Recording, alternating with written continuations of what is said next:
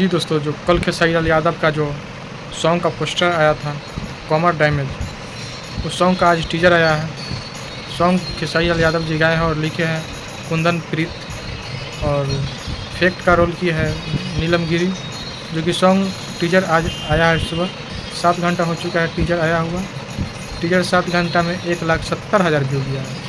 वही लाइक का बात किया जाए तो 30,000 गया है लाइक। और ये सॉन्ग फुल वीडियो 22 तारीख को, यानी कल, आज 21 है, कल 6:30 में आएगा, सुबह 6:30 में आएगा।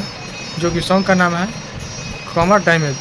कुछ टाइटल ही अलग है, तो सॉन्ग कितना मस्त होगा आप लोग समझ रहे होंगे। जो कि खेसारी लाल यादव गाए हैं, अकेले गाए हैं, इसमें कोई लेडीज सिंगर नहीं है, सिर्फ खेसारी लाल यादव जी गाए हैं अकेले। और इफेक्ट का रोल किया है नीलम गिरी।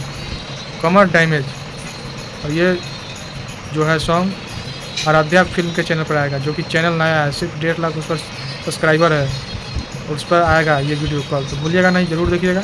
और चैनल पर नया होगा तो चैनल को सब्सक्राइब कर दीजिएगा। बाकी धन्यवाद।